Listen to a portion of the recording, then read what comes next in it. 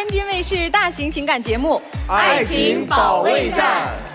先来认识一下今天的5位情感疗愈团的老师。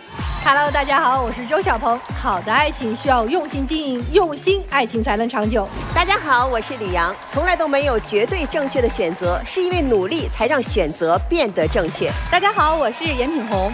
爱情是婚姻的基础，但是婚姻承载了更多的承诺和责任。大家好，我是曲伟。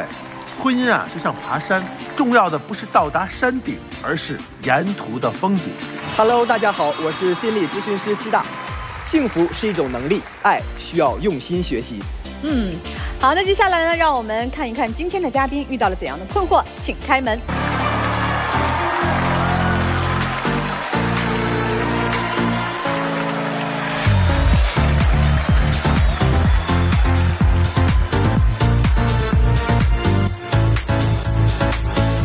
首先要疗愈的是本期第一对情感嘉宾，杨先生，56岁，来自北京，代言；孙女士，44岁，来自北京，导游。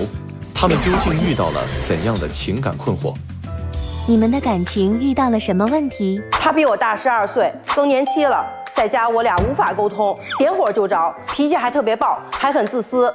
他呀不会过日子，也不会好好说话，但是会强势啊。在家啊，他就是司令，我必须得听命令。需要对方改变什么？多承担家庭责任，多理解我，收起他的臭脾气，踏踏实实的，不要理想主义。我一切正常，他就是觉得我亏欠他的，加上我年龄也比他大，现在呢就是嫌弃我了，看不上我了。差12岁哈。是的，是的。这结婚多少年呀？我们俩结婚20年了。就是从认识到现在多少年了？从认识到现在已经27年了。嚯！这都没把他12年的沟给填上。他以前很体贴我的，还逗我开心。就他变了，就这2年更年期，然后一点火就着，一说话就急。咱具体说说事儿呗。就是那天去吃烤肉，我说他那个肉啊没烤熟，然后孩子呢就说了一句跟野人似的吃生肉，他一下就急了，站起来把盘子一摔，走了。人家男孩女孩？女孩，今年19了，开玩笑嘛。我插一句啊，因为我觉得他说开玩笑，我不认为是开玩笑，因为当时我觉得他们两个已经很严肃了，就是那个一手扶着桌子，身子都欠起来了，然后指着我这边，你看你这肉半生不熟的，这么吃了会生病，是正常人谁这么吃肉啊？跟个野人似的。这我觉得我挺难接受的。女儿和您妻子是经常用这种类似的情绪和状态跟你沟通吗？其实也不是，其实我一直跟孩子都是，我们家是一个比较平等的一个家庭，我们一直说话都是这样的。之前我跟他说话也是这样的，都没有关系，就是最近这几年就是更年期犯了。我觉得这个现在发生这矛盾根本就不是这个更年期的问题，因为我前2年做买卖就是赔了点钱嘛，那从这以后就看不上我了。可别说这个赔钱，一说这个我就一肚子气。之前呀，他有一个特别好的稳定工作，早9晚5的，收入也还可以，周末呢还能陪陪我跟孩子，这不挺好的吗？那天突然回来告诉我说我要创业，然后我说你单干，你哪没有资本呀，你也没有这个能力啊，你怎么单干呀？不行，就非得说我要单干，然后我不同意呀，人就离家出走了，1个礼拜不回来，等回来之后呢，人也憔悴了，也没精神了。那咱这家还得继续，还得保持啊，还得照顾这个家呀。我说那算了，我就勉强同意吧。然后呢，他说那你把房卖了吧，支持我啊。你们家是很多房卖一套支持还是？没有，其实就2套，就城里一套，城外一套。然后就把城外这个卖了，我支持他。结果呢，人家拿着钱先开了一个饭馆，赔了。我说赔了几10万，行，咱忍了，剩下的钱咱们踏踏实实过日子。人家又回来跟我说了，朋友说了。开台球厅好，台球厅人多，他也打台球。我说行，我再支持您，您再开台球厅，干半年也赔了大几十，礼拜里赔了100多万。剩下钱，说实话，咱们在北京踏踏实实过自己的日子还是可以的。又不知道哪根筋搭错了，我怎么说怎么劝都不行，告诉我要投资，我要理财，不到2年的时间，500万全给我赔光了。我觉得不是这么回事啊。因为18年呢，我去创业，我把原来公司辞了啊。那阵儿呢，跟他还有事儿可以商量，但是到我赔了钱以后，他就老拿这事儿说，你看你这干什么都不成，干什么都赔钱。我觉得这不是这么回事。大哥，您看啊，您是连续创业失败者，是啊，就是我很稳定啊。您拿什么让人家相信你呢？是，现在我也不再投资了。不是你这创业失败赔了这么多钱，人家数落你，你就先受着，然后咱再雄起呗。我现在是这样的啊，这个工作呢没了，但是我也没在家躺平啊，说我什么都不干了啊，我也找工作呢。那你干啥了？别投资啊！那个没钱咱干没钱的活啊。那我干点什么呢？我开网约车，挺好的呀。这个条件也简单嘛，门槛也低。老师他开网约车开了几天他就不开了，告诉说我开不了，别人都能开了，为什么你开不了？为什么？对啊，为什么呢？首先啊，电车能挣钱，但是我家呢是油车，那我跑一天下来，里外里挣钱超不过100块钱去。那你跟老师说你是跑了一天吗？我俩一起出门，人家转脸就回家了。你看啊，既然我想干这个事儿，那我肯定就是全心全力以赴的去干。但我发现有一问题，我之前眼睛有点问题，他也知道。那以前你不干这个专职司机，他这个就问题不大。是什么问题呢？就是我只要一累了，比如开车开个2、3个小时以后，一累了，这眼睛啊就跟那个看那个电焊壶那种。眼睛有那种反应，他也陪我去看过好几个医院，也查不出原因来。行，您网约车您开不了，您又换了其他工作吗？换了。那后来我在网上呢也是做了直播，我觉得也还行啊。是直播，我跟老师说过他直播哈，他年轻的时候呢喜欢弹个吉他，然后弹的也还不错。现在直播呢就在网上弹吉他呀，跟网友交流音乐呀。结果那天被我发现什么呀？人家去见下网友去了，男的女的。也是有女的，这我承认啊，有女的，还送她礼物，手办，泡泡玛特的手办，说明是年轻的女孩。对，年轻的女粉丝。您说我比她小12岁，家里有我这小媳妇儿，她还到外面去找小姑娘去。您说我能不叫找小姑娘吗？人家这粉丝见面，正常的一个交流嘛，你正常交流，你干什么我不知道，她也不带我去。是这么一情况啊，因为当时我在那个线上表演点才艺啊，人家觉得挺好的，就那个私信问我说能不能咱们见面教教我们弹琴一些技巧啊？你在这个线上也说不清楚。第二呢，是想看看咱们能不能合作呀？说咱们线下，比如一起开个班啊，我们出钱找地儿，然后您当老师。因为我现在说实在的，年纪也大了，之前投资也失败了嘛，只是想看看做点什么事儿。所以人家有时候跟我谈点这个事儿呢，我也很愿意跟人家去见个面，沟通沟通，聊一聊。其实我对我来说真的没有别的想法。你都是见女的，都是见过几回啊？就2回，有的都没去啊，因为有的约着出去玩啊什么，我都没去，因为这不是谈事儿。不是那天我看他手机也是，人家那个小网友都会跟他说自己家里的事儿，说我家里怎么着，家里怎么着，就跟他说，就把他当成知音大哥哥一样。怎么称呼的？东哥。哎，你知道他为啥愿意去吗？我也不相信他只是为了谈事儿。对，为啥愿意去啊？新鲜，为了开心吧，咱至少是不是？嗯，就图个乐呵呗。对，是有人管他东哥的叫，找点认可。哎，刷存在感。创业都失败了，不行，这一聊就跟我吵。不是，我跟你讲啊，他见不得你乐呵，你把钱都赔了这么多，你还去乐呵，你乐什么呵啊？所以最后工作现在是做主播了吗？没有，后来他也就有一搭无一搭的，现在就还是在家躺着，天天躺着。直播已经不做了，不做了。其实我自个儿还在做呢。那之前也做过一些这个什么，门票的售播呀，一些景点啊什么也都做过，也都还行。但是我不想跟别人就是老是依附于别人，我想自个儿有点自个儿的特点。所以包括现在一些小的短视频啊什么的，我也想自个儿有原创，我自个儿写稿，因为我也能写。然后我想找几个合作伙伴一起写、拍呀、剪辑啊。但是你写了，你也什么也没干成啊，一直没找着合适的伙伴嘛，就是因为别人也不愿意跟你合作啊。有时候人是有自个儿的想法。我写我弄，然后最后什么也没弄成，现在还是天天在家躺着，40都快躺退化了。这个实际情况就是现在还没有一份能够创造物质价值的工作，没有，停留在想象和思谋当中啊。好，这个事儿也放在这儿啊。那你们孩子也19了是吧？对，孩子读大学还是大学？那这些年18年开始创业失败了，这也6、7年过去了，等于孩子这个青春期是一直面对着爸爸的创业不成功哈。孩子有没受什么影响啊？受影响了。这孩子这大2了，这马上下学期就该实习了。我的意思呢，就是说你去考个公务员，或者你去正经找个单位，上一个早9晚5的工作，然后这样积累一些工作经验和人脉。然后呢，人家跟他闺女说，闺女，这个工作咱们有合适的就干，没有合适的咱们就在家，然后你以后自己创业。我说你创业都失败了，闺女现在没有任何的工作经验，没有任何的人脉，她怎么能够创业成功？而且问题是家里现在也没有这个资本，没有这个资金去给她创业。就是您看啊，就所有的事儿都是他给规划。你包括我的事儿也规划，孩子的事儿也给规划。那我们这孩子从小学就开始规划，然后各种补习班，什么数学、语文、英语，恨不得地理、历史，各种兴趣班，什么弹个琴啊、敲个鼓啊、画个画啊、写个毛笔字啊、唱个歌啊，各种的啊，这个班都报。那报完了以后，每年一算，好几万块钱交给老师了，什么效果都没有。那我那天也跟他就是老嚷嚷这事儿，我说你看，你除了把老师的生活水平提高了，别的一点用没起。为什么呀？孩子唯一喜欢一个画画，还是孩子自个儿小时候5、6岁啊，自个儿找张纸照着这个画一个，那个画一个，因为孩子喜欢是那个现在这个2次元这些的画画风格，这根本就不是外边补课补出来的。但我们有一次去接孩子去啊，我去那一看，孩子睡觉呢。老师玩手机呢，特别和谐，气氛也特别好啊。后来我问老师，我说老师，我们孩子干嘛呢？他说他累了，我让他睡会儿觉，他挺辛苦的，别打扰他。我说我花着钱让他睡觉，你告诉别打扰他。回来我跟他说，我说你看你每次送孩子上学，孩子也不愿意去，你有事你去不了，还得让我去，大二时间大二去你在干嘛呢？现在你看，你给孩子规划了这么多，咱们现在好多条件都实现不了。那孩子现在又喜欢画个画，那有时候跟我聊天说，爸，以后我如果毕业了，我想自个儿开个这个工作室，画点画啊，接点单呀，未来有点自个儿的事业啊。我说这不挺好吗？人现在自个儿画个画，还上着学呢啊，自个儿画个画，外边人家能挣几十块钱，好的能挣100多块钱。我说这不挺好吗？哎，人家不干了。非要给规划按照他的思想走，说我对孩子有影响，对孩子有不好的影响，我就理解不了。对，现在孩子您说是在外面是接个画什么的，他能挣几十块钱，但是他什么时候才能把这个钱积累成自己去开工作室啊？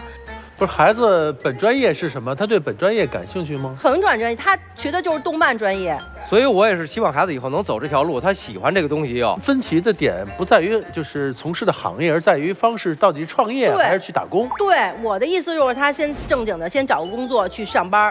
行吧，那这个孩子上反正也是听出来也有分歧。但是有时候您知道我跟他为什么现在这个有时候有矛盾啊？就是好多时候好话呀，他也不会好好说。前一段时间我们这个孩子脚崴了。因为他上着保险的嘛，人家保险公司说第2天过来把这个医疗单子都拿走，然后给报销嘛。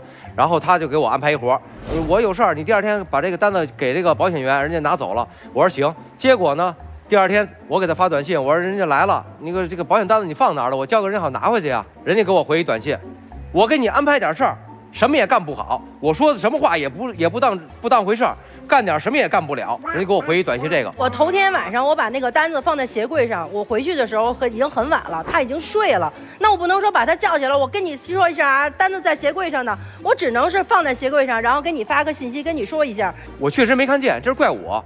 我的意思就是什么？好话你好好说。好啊，反正现在一点小事儿就能拱起挺大的火，就这个把那个核心的矛盾就都能拿出来。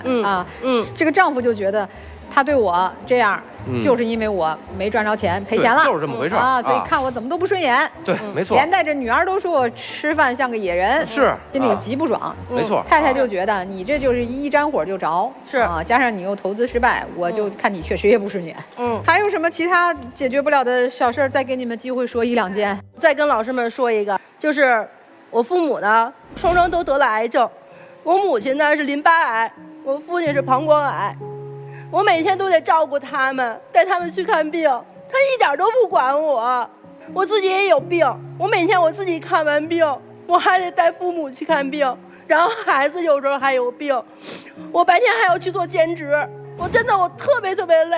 是这样啊，刚开始我也管，那父母病了我就去，该接该送去医院该赔都没问题。他有时候有事忙，比如父母那个岳父岳母是这个癌症嘛，他有时候一化疗时间就长，有时候我就盯着，因为我这也没事了嘛，最近就我盯着。人家回来了，回来你也不是说问问我辛苦不辛苦，这也没必要，自个儿家人，你也不至于回来就数落我呀。一回来，这个喝了几次水啊？我说喝了3次。大夫不是说让喝5次吗？大夫让多喝水，你怎么就是喝3次水啊？这样你爸你妈你能这么照顾吗？你怎么不知道上心啊？这不是1次几次以后，弄得我就烦了。但是他现在就是这个事儿吧，就是我跟他说的时候，他听不进去，他回绝我比我说的还快，挺难的。其实我觉得就是特别难。你看你妻子哭成这样，毕竟父母2位他的至亲啊都生这么重的病，因为一个月那个4周得有3周都跑医院。我说实在，我也体谅他，挺辛苦的，因为我现在也没工作了，家里生活条件也都不如以前了。你看我那阵儿好的时候，因为我从我们俩认识，我就钱都交给他了，就肯定不会藏着掖着的啊。对，我都不交，我自个儿的卡什么的，他的密码他都知道，都通吃，我都交给他了。那这样的话呢，就说你看。咱们家庭条件好的时候，我说你也得好好过日子，人也是大手大脚。我们每天一刷单，每天我们家小院扔进快递少了4、5个，多了10几个，各个那个快递公司的小哥跟我们家关系可好了，只要一提我们家都知道。那我买不也是都是买家庭所需的吗？我也没买别的呀。是，我给你举个例子啊，囤菜您听说过吗？大白菜可以囤，哎，那是冬天呀，咱们囤一下过冬的。我们家每天啊，只要人家一买菜啊，一买啊10天。半个月的菜，人家到那个家门口，我都得去接去，自个儿都拿不上来了。其实我买菜也是，就是那个好放的和不好放的我都买。那我的意思就是说，你先吃这个不好放的，比如说绿叶菜啊什么的，把那好放的留到后面。然后他也不是也不设计，也不规划，就逮着什么做什么。他做饭是吗？家里？对，他做饭。我做饭，我做20年饭，做的我也够的了。为什么呀？做什么也不吃。不是，他有时候做的就，比如今天我就想喝点粥，他给我做的馒头我就不想吃。那你自己做？不做。不是，你现在不在家躺着，在家待着，你不做点饭，你还那个什么不做了？你看，就是一说到这个吧，说的话吧，永远都戳，我知道你不容易啊，但你永远戳人家肋肠子。就是，哎呀，听着我就难受啊。我插一个问题啊，先生，你描述一下你一天时间安排都是什么？我要是有事儿的话呢，就是那个正常起，比如早上起来7点半左右正常起；如果没事儿的话呢，就差不多8点半左右起。起来以后呢，遛狗，遛完狗以后呢，回来就是差不多谈点事儿，上午打电话，打完电话中午做饭，做完饭呢，下午一般的我是安排下午出去。啊，下午出去跟朋友见个面啊什么的，因为我现在几乎没有娱乐，都是谈正事儿，甭管成不成吧，你得跑啊，在外边。然后晚上回来5、6点做饭，他们回来吃完饭呢，遛狗，遛完狗晚上那个我自己那个有时候发会儿呆，有时候自个儿待会儿，然后有时候直播会儿，然后这么着到晚上差不多12点也就睡了。你们提过离婚吗？偶尔，很少。我说实在，我觉得他这么小跟了我啊，也真的挺对不起他的啊。我就觉着这个，说我提离婚，男的我怎么都好办。我无论是再找一个，还是我自己一人过，我觉得你看这女的现在这么大岁数了，我半道给人家抛弃了，而且我还是说想再挣回钱来，给人家一个弥补。但是现在这生活过得真的是一地鸡毛，有时候脑袋大，我有时候真不想回家，就一回家脑袋跟带紧箍咒似的。不想回家了。那女士想过离婚的这个念头吗？我说实话，我没有想过，因为他之前对我真的特别好，然后也知道关心我，然后也知道这个之前是多长时间之前？就是在他投资之前，那就是5、6年前。对，然后就这几年，我觉得就是更年期，然后没法沟通了，所以慢慢我们俩就有隔阂，然后就吵架。这一地鸡毛生活还有没有机会重新回到和谐、平静、平稳发展的这样一个状态啊？其实我现在也挺矛盾的啊。是，咱也看看大家都能不能集思广益，帮你们想想。首先觉得确实也不容易，也经历了很多坎坷，现状也是一个挺难的状态。但该怎么才能从困境中走出来呢？哈，哎，你们俩年轻一些的哈，有什么说的吗？不是因为更年期，其实我觉得是这个节给他找的借口。他可能就是生活了这么多年，然后现在慢慢的变成了这样。就如果姐，如果你是我的亲人的话，就是我肯定让你跟这个哥就是分开了。哎呀，嚯！这个小姑娘啊，还是这个可能年轻啊，对这个婚姻啊，太当做儿戏来看了。那现在我们俩虽然就是说有这个一地鸡毛的事儿，但是你轻易的，比如你建议他说分手了。如果你设身处地想一下，你今天分手了以后你会怎么办？你能再找一个什么样的未来的生活怎么样的？你现在也没法规划呀。再过5年10年，你再离婚吗？他们的想法只是他们的想法，因为他们没有经历过20年的共同患难或者共同享福的生活，他不知道什么叫相濡以沫，更不知道什么叫磨合得来的一个相伴很多年的夫妻，没有经历过，永远不知道。对。但是经历过的人，怎么能把这个经历变得能够更加稳定长久？我觉得就是我们能不能接受。您虽然已经中年了，但是我觉得您并没有接受生活的现实。同样，您现在44岁，你也没有接受生活的现实。我觉得，如果你们夫妻想要长久下去，首先接受一个现实，就是我们现在生活大大不如以前。如果接受了，你们就会考虑我们谁该做什么，谁该做什么，在遇到危机的时候应该怎么去处理。可是现在你们没有，为什么？因为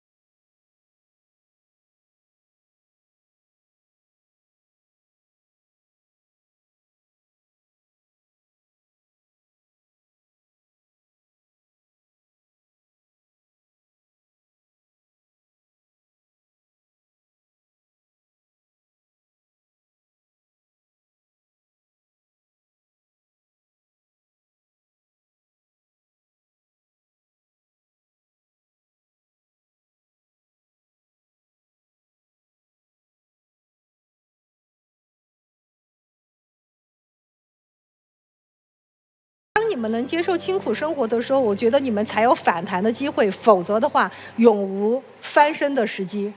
其实我在二位的这个讲述当中，我听到的是丈夫他那个很微弱的，但是可能一直压在他心里的那个希望可以得到帮助的声音。因为我觉得这个创业失败，尤其是接二连三，对他的这个打击啊，摧毁了一个男人他在那么多年以来经营起来的这种社会层面的自信，更摧毁了他作为一个家庭顶梁柱自己的那份信念。我们必须要承认，就我们这个世界其实给了男人太多使命感。他们之所以会脆弱，是因为他们往往无路可退，他们不仅要背负着养家糊口，最好还可以功成名就。他现在这两样他都背负不起来，所以他心里是真的需要求助的。我们是不是可以把很多事情换一个角度去想问题？无论是成功还是失败，其实都是一种生命力。我们可能会把这种失败的经历，叫创伤型的经历，会称为一种黑色生命力。就是当你经历过这些事情的之后，你的敏锐度会增加，你的深刻度会增强。但是会不会有人和你产生共鸣，并且去聆听你的深刻，感受你的敏锐，这个就变成他现在迫切需要从你这里获得的东西。无条件的信赖，就是你去相信他可以，并且我说这个信赖当中还要再加上一层意义，这个就更勇敢一点，就你依然还要像自己曾经那样，把自己敢托付给他。你只要敢把自己托付给他，而不是跳出来说我现在比你强了，或者说我拥有着各种各样去指责你的权利，我总是会对你百般挑剔了。你只要把这些东西收起来，只要你敢把自己依然交给他，他还可以再做起来，还可以再重新成功的站起来，成为这个家庭当中的顶梁柱。但这个过程，他曾经的成功可能没有你参与，但他再一次的成功就需要你的参与了。实际上，你在家里出现经济坎坷的时候，你没起到啥积极的正能量的作用。其实我觉得很多事情我们换一个角度去思考，它是截然不同的结果和截然不同的人生方向。你想想，你老公50多岁了，你也40多岁了，孩子已经上大学了，你们其实比起以前生活还是好的，比你们刚结婚的时候其实还是安稳的。接下来可能以后10几年的人生，就是我们怎么能让身体更健康，我们怎么能让自己的父母安稳地度过他们的终老。先生，我觉得你虽然说也受到了一些创伤哈，但你不能是一直是一个应激状态啊，多少年了都，怎么还是一点就着，一说就炸呀？所以你的激惹状态你要调整，你做生意才能有可能有起色，否则你在做生意或者你思谋要做哪一种创业方向或者工作方向的过程中，但凡别人给一点负面的声音，你立刻炸毛，不干了，我不跟你合作了，我不做这个买卖了，我不直播了，你们直播间里说我，你这就更干不成事儿了，好不好？你要调整的是你的应激状态。好的好的。还有要有一颗平常心，别老想着翻身啦。是不是？有机会咱努力，没机会把眼下的日子过好。你给不了钱，你就多提供点情感价值，别老那么高自尊在他面前。你们俩之间不需要那么高自尊，需要的是平等和互相尊重。我特别能理解，因为现在是夫妻两个人遇到了人生最严重的考验。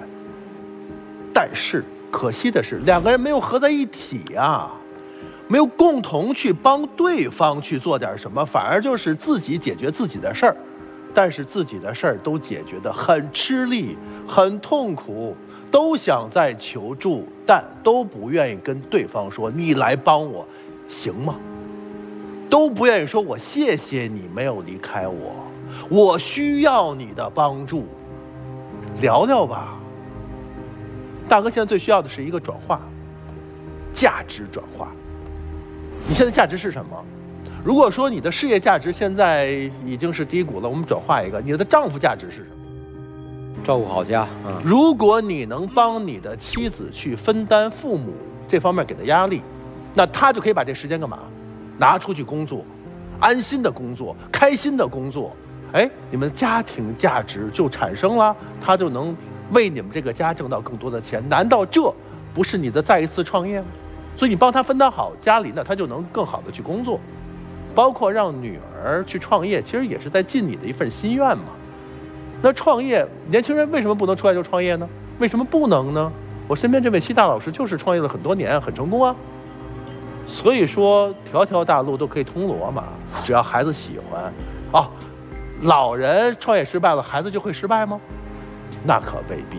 他们现在就是在勇敢的去迎接各种可能性，对不对？所以说，好好的跟你身边这位去聊一聊吧。你们今天急需一场掏心窝子的话。我知道，其实你心里会有一些怨，甚至你会觉得以前对我那么好，然后经过这几次之后，哎，可能创业失败，给我们家庭造成了比较大的负担，或者日子不如从前了。其实心里可能会有一个语言，就是这些是你造成的，但实际上夫妻一体啊，无论什么时候都要相互体谅，一起去支持，这样才可以走得更长远。然后还有刚刚有说到啊，说去跟小网友见面这个事情，为什么会去？我跟你从心理学的角度，从很底层的逻辑去跟你说，可能会有一点点的因素，就是他会觉得，哎，好像外面有一些花花世界，那仅仅是一小部分，更多的是在你这儿他得不到的认同，在外面那儿有人认可他的价值，想要邀请他，觉得他谈得好，他感受到了这个鼓励和认可，所以他愿意去走向那个群体。他真的这个阶段，他不会有什么太多的歪心思的。然后还有呢，就是我希望你们接下来的相处啊，可以好好过，啊，多一些鼓励。我们要不断的看好的，把好的放大，这样你们才可以走得更好。然后也希望男方吧，对女方也再多一些包容。那毕竟可能自己的一些失误或者一些错误的决策，导致家庭状况确实不如之前了。那这种可能女方有一些情绪，或者有一些小的一些脾气，啊，或者有一些抱怨，也都很正常，对吧？咱再包容一些。谢谢西大老师啊！如果我们电视机前的这个观众朋友也想找西大老师来给我们答疑解惑啊，您有个非常简单的方法就可以找到他。您可以在微信的公众号当中搜索西大，然后关注，只要回复“爱情保卫战”5个字，就可以获得我们的粉丝分享礼，那么为您的爱情来保驾护航。好，那两位先休息一下啊，我们看看这对小情侣他们的情况。来。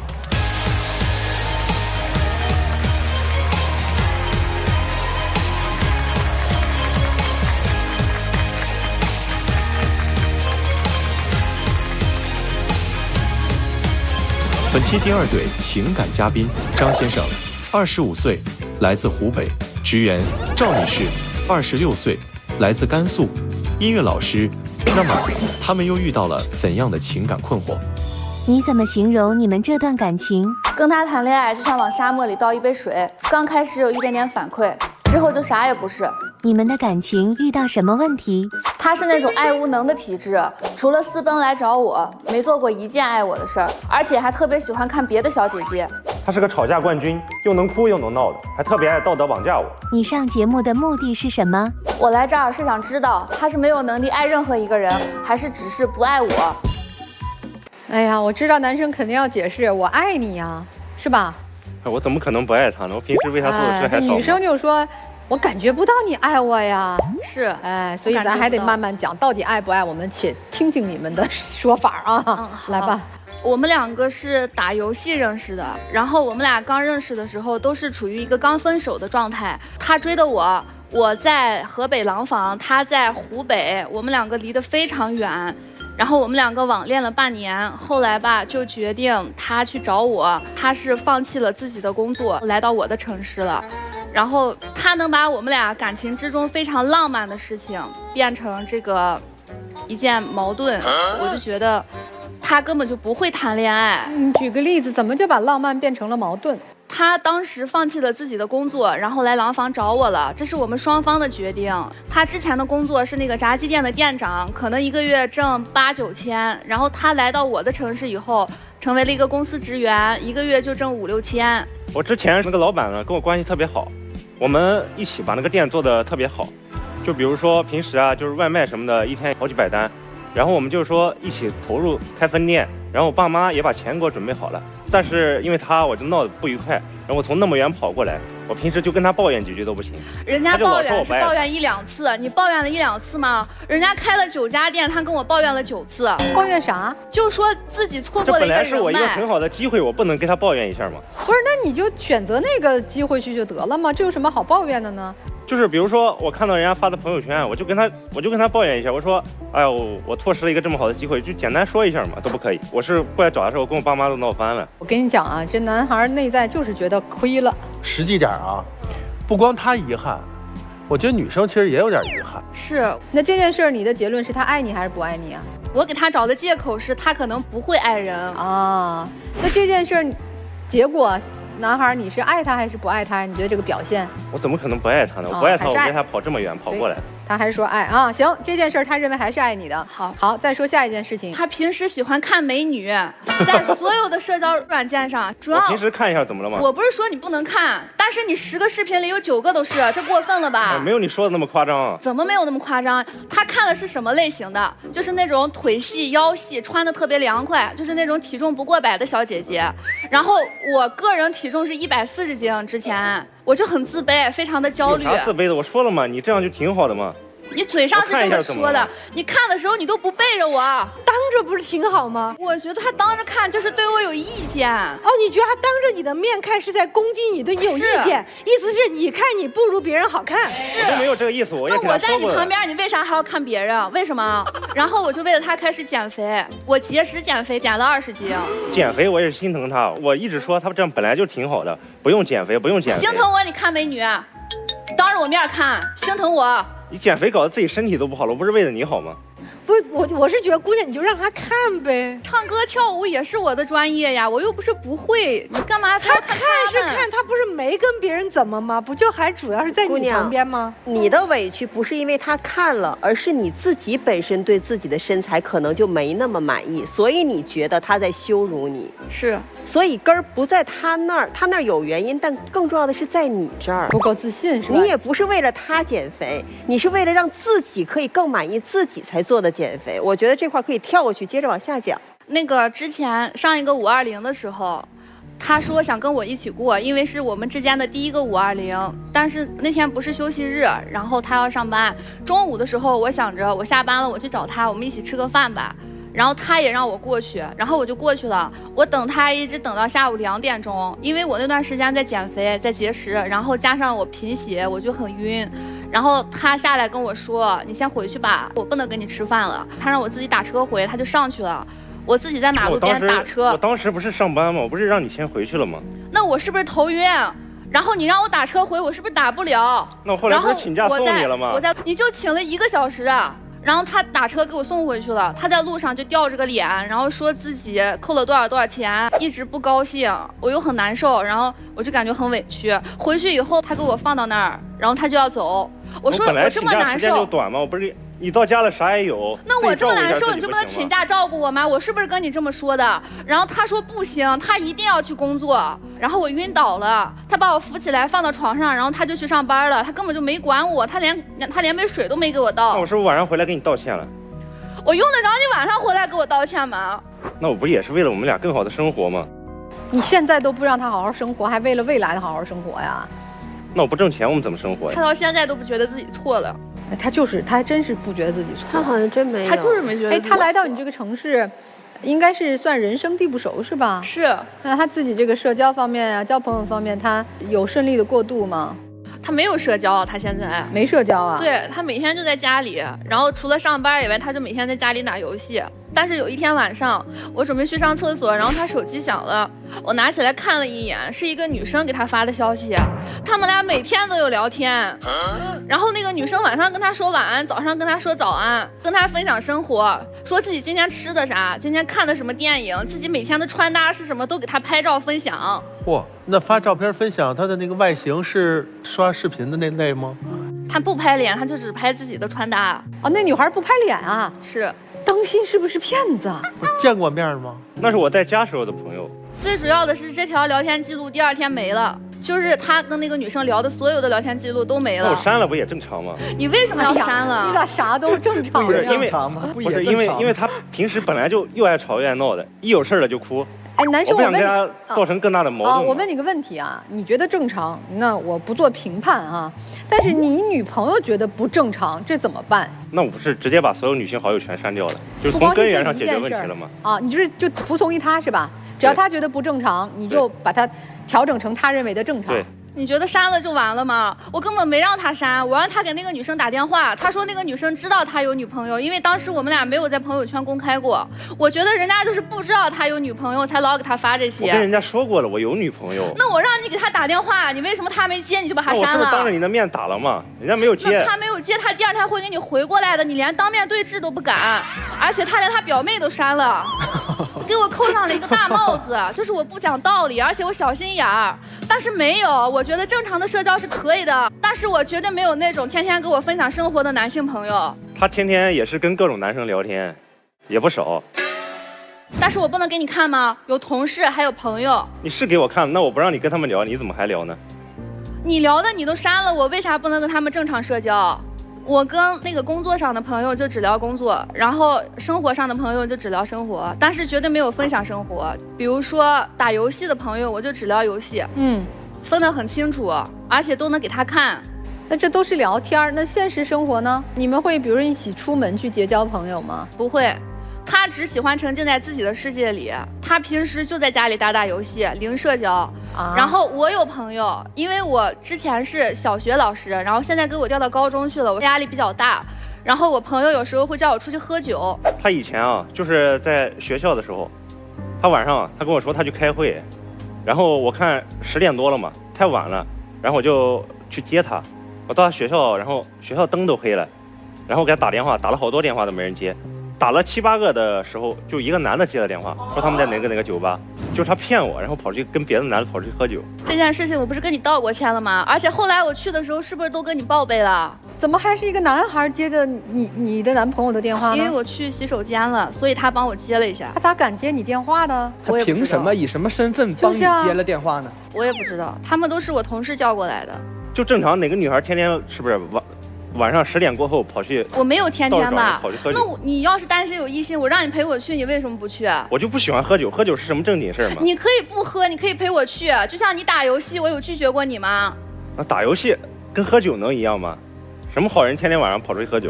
你又不给我提供情绪价值，我在学校里遇到什么事儿了，我跟你说的时候你在打游戏，你又不理我。还有他这个喝酒，他一喝完酒回来就跟我闹，又哭又闹的。我让你融入我的圈子，我给你介绍我的朋友，让你认识。你说你不认识他们，你去了你尴尬，你都不愿意融入我的圈子。我就不喜欢喝酒，我就不想去那种场合，我跟他们交流什么嘛？哎，姑娘，女生喝酒的频次是怎么样的？ 1周3次到4次。1周3到4次，那真挺多的。我的天！从什么时候开始的？从我调到高中开始。我想知道，姑娘，你的压力是什么呢？你说去学校很大的压力。就是我之前在小学就只是小学音乐老师，但是在高中的话我还是干事，我要从早上6点多一直忙到晚上10点差不多，然后再去喝酒，然后一周还有3到4天有时间可以喝酒，不睡觉吗？睡4、5个小时。是，你是觉得工作的压力太大了，事儿太多了，太忙了，而且领导就是老就是觉得我做的不好。那你不应该回家休息吗？把身体养好了，白天再好好干工作呀。就是我老跟他说，你回家干什么不行，非要跑去喝酒，天天去。不是回家你在家里打游戏，你一天你告诉我你一周打几次游戏？每天打，他只要闲下来就每天打几个小时？3、4个小时吧。3、4个吗？你不得6、7个？哎，你俩有共同的事儿吗？就是听来听去，你基本上在外边喝酒、工作，从早忙到晚。男朋友基本上下班就回家打游戏、看主播，然后聊微信。你俩有交集吗？我俩一起打游戏，有时候也不会一起出去，比如说什么吃点好吃的呀，逛一逛。只要不是说看看电影。他只要说不是喝酒，他叫我出去干啥我都陪他。去吗？但是我朋友在的时候他就不去，就只能我俩去。你们俩谈恋爱不应该你们俩去吗？就本来就是，我就不想认识他那些朋友。所以我说让他融入我的圈子，他不愿意呢。所以你不觉得你俩不合适吗？我觉得呀，我跟他说我俩不合适，他就说咱俩哪不合适？我说你爱看美女，你喜欢瘦的，你去找个瘦的吧。他说我就喜欢你。然后我说那我爱喝酒，你爱打游戏，你又不陪我去。我说那你找一个不喝酒的吧。他说我就喜欢你。那不合适就算了呗。家里还不同意。谁家不同意？我家里不同意，因为我俩老吵架，然后一吵架我就回家去了，然后我妈说我俩就像小孩子过家家。我今年已经26岁了。你爸妈见过他吗？见过。见过。对他的这个见面的评价是怎么样的？觉得他太瘦了。他妈老想让我在这边买房。对，我妈给出的方案就是让他在这边买房。我家里那边本来也不太乐意我在这边，我就一直想让他跟我回去，但是他妈现在老叫我过去他们家，就是商量。你还好意思说？我现在都不想去。不是你家同意吗？你家同意吗？他只要愿意跟我们去我家那边，我家都同意。你千万别跟他回去。可不嘛，姑娘，你也觉得不合适，那你卡在哪儿了？为什么还纠缠在这段感情里？他一开始的时候对我挺好的，而且就是他愿意为了我这么远过来，跟家里都闹翻了。他有亏欠感啊！你是真的不就是被绑架了吗？你觉得人家冲我来了，我就得负责到底，是这意思吗？这个占你现在和他不分手多少比例？50%。所以你的50%是留恋他对你的这些温暖啊。是。我们这对夫妻俩，咱闺女谈恋爱了吗？没有呢。咱闺女要找这么一个男朋友，从外地巴跑来咱北京了，你们就看这个情况会同意吗？其实我对这个男生啊，我是挺喜欢的。我觉得为了爱情，我不管结果怎么样，我人来了，有那个少年气哈。对这个男人，我觉得这个行为我其实挺赞同的啊。我要是岳父的话，我首先这样我跟他能喝一杯，但是他不爱喝酒啊。但是呢，我觉得他可能现在心里还有个纠结，就是他原来那个生意的事儿，那毕竟是个事儿了，如果干顺了那就起来了。但我觉得那个事儿你要看开一点。因为生意啊，当你小的时候啊，怎么谈都好谈；当你稍微有一点规模的时候啊，你跟原来的朋友未来怎么再谈生意，不见得好谈了。所以你把事儿要放开了，这是第一啊。第二，既然这么远过来了，如果你假设一下，今天你回去了，你心里边疼不疼？你想起他的时候，你心里疼不疼？如果你心里不疼，说我回去就回去了，哪天想起来我再来呗，那你就回去。如果你心疼的不行，说我想起这事儿我都掉眼泪。那你就要么就把他带走，要么就留下来。其实我觉得你这么远过来啊，千里迢迢过来，你就应该是对他有任何的包容，他做的所有的一切都是对的。你真的要疼他、爱他，去感化他。他如果真的就有跟你诉苦的这个条件，他不会去喝酒，他只是说他没有地方去诉苦，你没有听他去诉苦，他只能去靠喝酒来解决他的压力。我是觉得你们两个已经没有爱的能力了，你们只是在回忆曾经的爱。至少这1年，你们两个没有真正的去彼此为了未来真正相爱过。男生到廊坊来，对吧？唯一的目的是想要把女生带回去，就是把自己的爱带回自己的故土，能够在那个地方安家乐业。这是你当初来这个地方的目的。女生当初想要的就是一个爱我的男生为我而来，且我能跟爱我的男生在我的这个地方能够好好的过着小家庭的日子。不要让我太奔波，因为我折腾不起。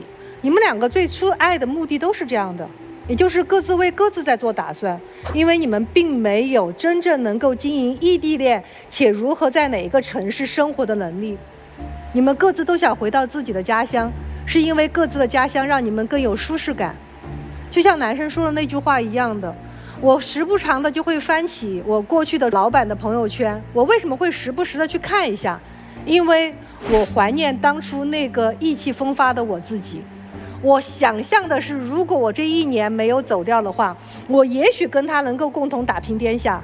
但很抱歉，我自己没有能力在一个异土他乡去创造我想要创造的事业，我做不到。我觉得这个大哥应该很有感觉，有些时候不是靠个人能力就可以做到的，可能就是团队，可能就是机缘，可能恰恰还有那个时机，但是你没有，所以你现在很颓废，你不愿意去结交他的朋友，是因为你觉得你没意义，你不想在这个地方扎根下去，你就想要逃离，但是你现在连逃离都没有能量，因为你回去以后你怕被耻笑，你带不回你的爱回去，因为它不属于你。同样对女生也是一样的，你有能力爱她吗？你也没有能力啊。1个星期7天，你说因为工作太忙了，所以我要喝4到5天酒，不好意思，喝酒能够解愁吗？喝酒只会增加愁，而且喝完酒宿醉过后，第2天根本没有精神。如果你第2天早上就要去干高强度各种各样的事情，你难怪干不好，因为你一直在处于酒醉的状态当中。但你为什么要喝酒？你也在逃避啊，逃避你觉得你没有办法跟他达成共识，逃避你也不知道你该怎么跟他去相处。或许我都猜想你的朋友说，你干嘛非跟这个男的在一起啊？又没有什么稳定工作，长得又不怎么样，而且还是个外地人，你干嘛不找个本地的呢？我相信你的朋友肯定说过类似的话，所以你也在犹豫，你也在彷徨，你也在试图不断的往后退。所以我说你们2个都没有爱的能力了，你们只能是当初曾经在为爱想在一起的那一刻是有激情的爱，但是现在你们都没了，你们通过1年时间把你们所有的爱全部耗光了。所以如果你们要我给建议的话，不如分开。你看到女孩子现在不停地这么闹，其实我觉得这像是一场表演。按理说，从一个健康的角度来讲，都不应该1个星期跑出去喝3到4次酒，而且那么晚。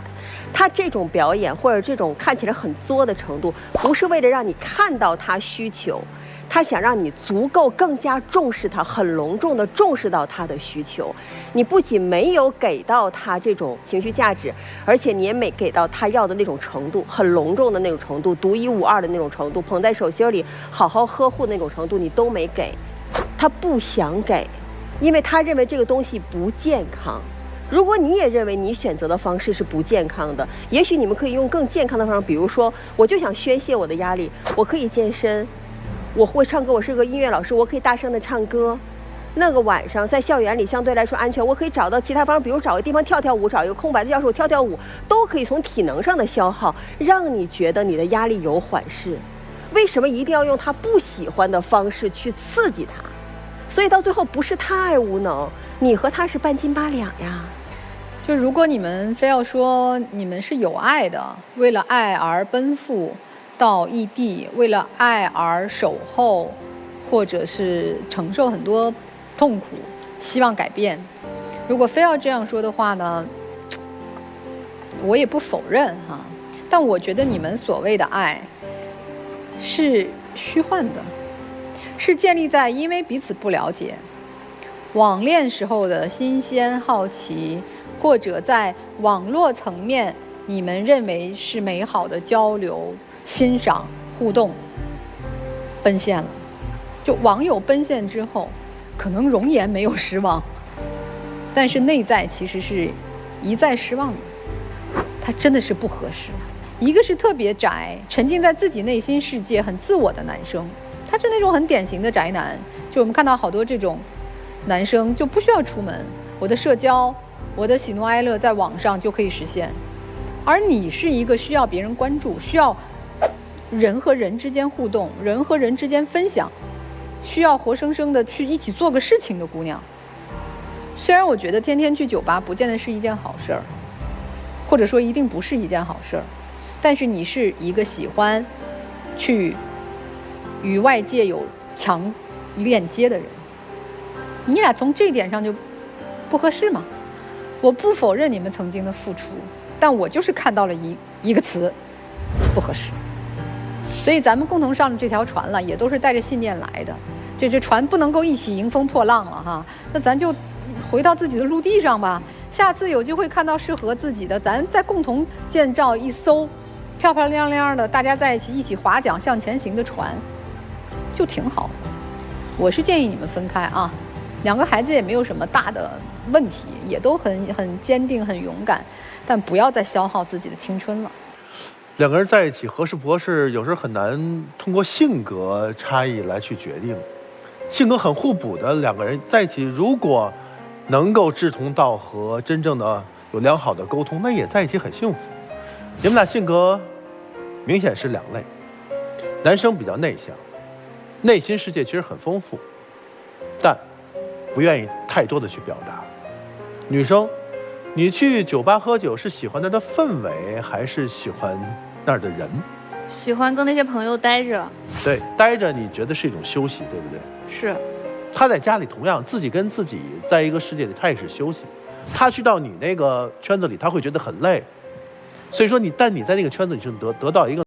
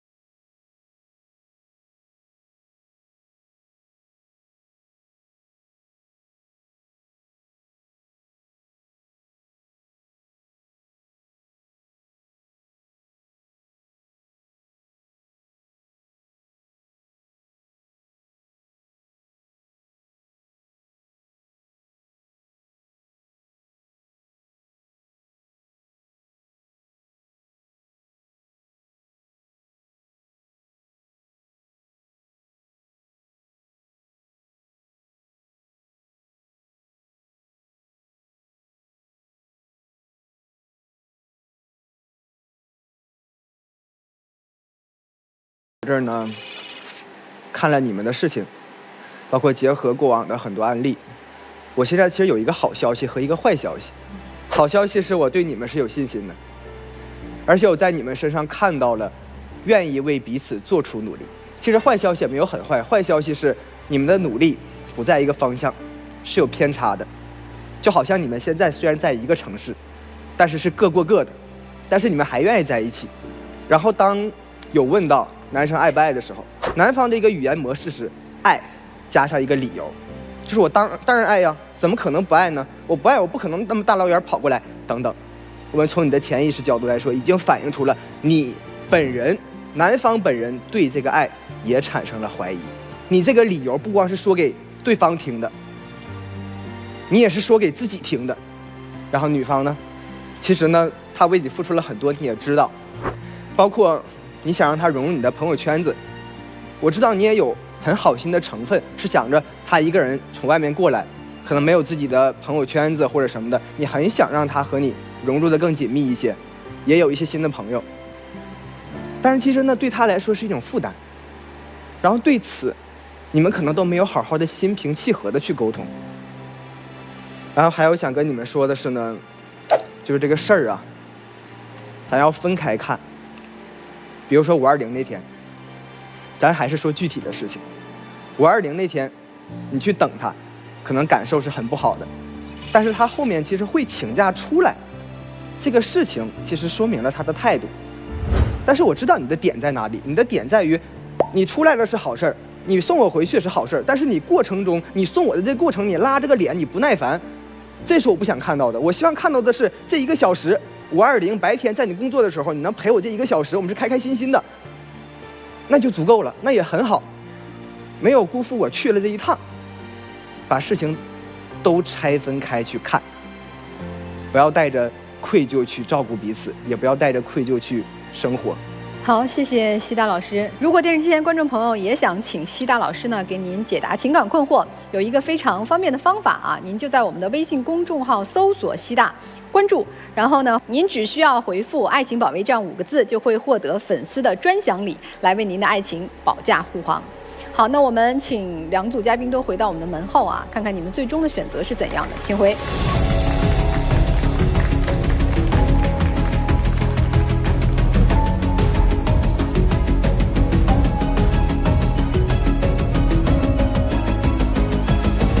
同时呢，您可以把您情感方面的法律困惑呢私信告诉我们的后台，然后我们会安排律师在节目的现场为您解答。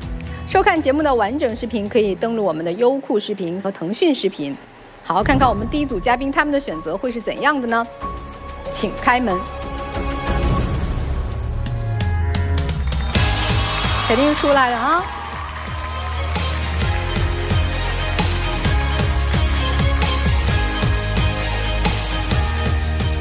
有什么想跟彼此说的吗？哎呦，这丈夫喘了口大气啊！是啊，特别怕他不跟你出来是吗？我先说吧，好吧。那个是这样啊，因为之前呢，确实这个事情在心里边郁结了已经很长时间了，有些话呢想说，也一直没有交流过。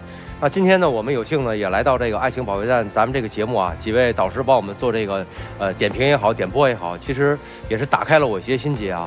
我觉得其实我们彼此还是很珍惜对方的，我们来这儿呢还是想保留这份感情，保留这份爱情，并不想就是我们散伙。所以我觉得从今以后呢，我自己改一改啊，要像刚才导师说的，要认清现实。现在我们就是这么一个状况了，是吧？说有机会我去拼搏，我去努力；说没机会我就把我的所有的这个身心放在家里边，发挥我自个儿的价值，是吧？我觉得这个其实也打开了我一心结，也感谢各位老师啊。妻子有什么跟丈夫说的吗？经过各位老师对我们的帮助，然后我也决定在家继续做他的贤内助。毕竟曾经我们有过很美好的爱情，继续把这个家维持下去，白头偕老。未来谢谢各位老师，未来一定还是美好的哈。对，赶紧抱一下吧啊！感谢陪我这么多年啊！感谢不离不弃啊！感谢，真的感谢啊！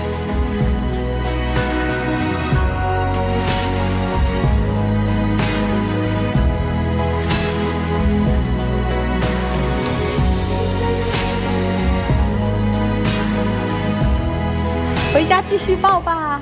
好，我想感谢老师吧。谢谢。我想跟妻子提个小的建议，以后回家第一件事就去抱抱他。好的，啥也不用说。好，1个月以后你会发现他有很大的变化。好的，我们还是很感动的啊，有爱的夫妻。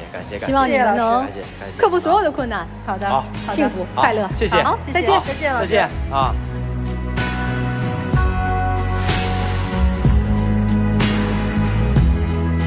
这夫妻俩有爱肯定出来了，那这对小情侣呢？他们是要把爱坚持到底，还是说咱不行就撤？看看他们的选择啊！来，请开门。